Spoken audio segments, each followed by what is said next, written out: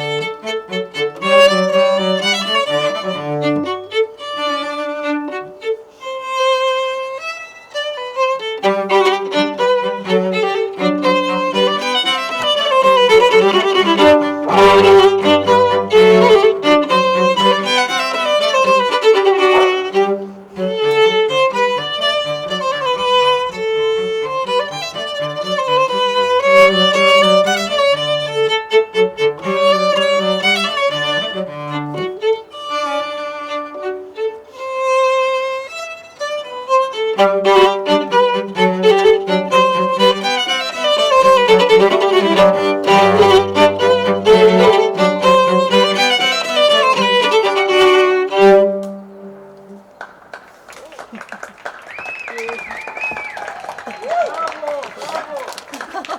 you.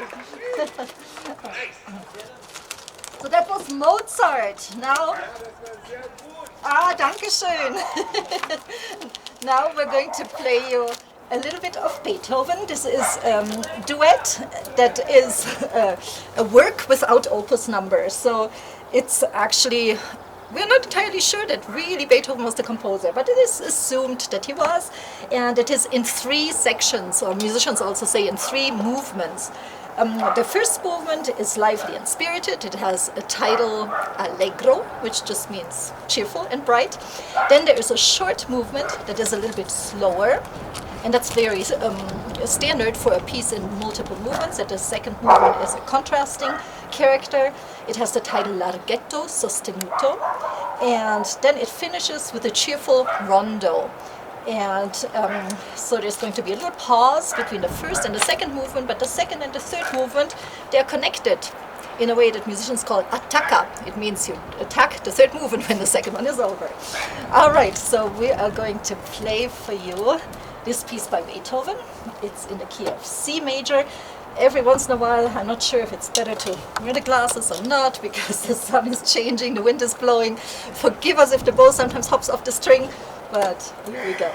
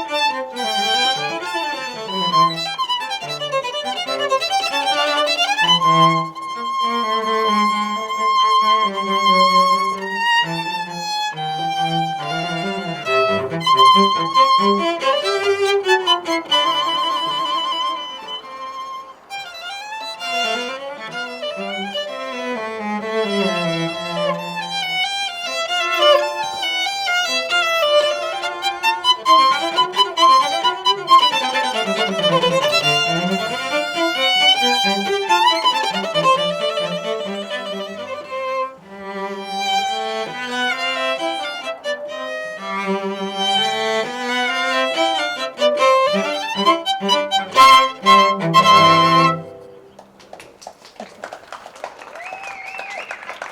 thank you, neighbors. Oh, that's so nice that you're here. Oh, hey. So we're going to play one more movement of the same piece. We'll change key, we'll change character. So composers do this in their middle movements to change the mood of the music. And this is going to be maybe a little bit more somber, but very, it's a very tender dialogue between the instruments.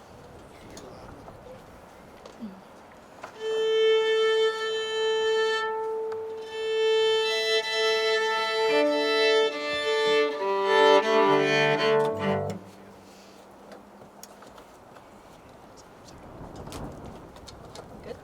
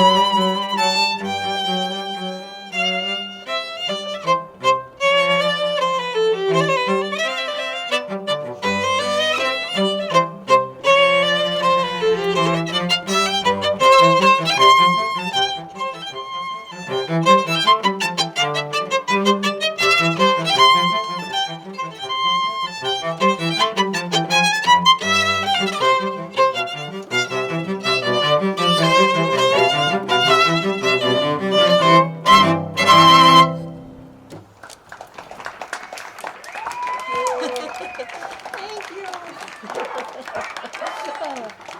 Thank you to Dan. Thank you for making it possible. We appreciate it. This way we get to say hello to you all without getting too close. Thank you for joining us. We'll do this again if necessary. Thank you. Bye. Bitte, bitte. They got the lawn chairs out there. Yeah, that's nice.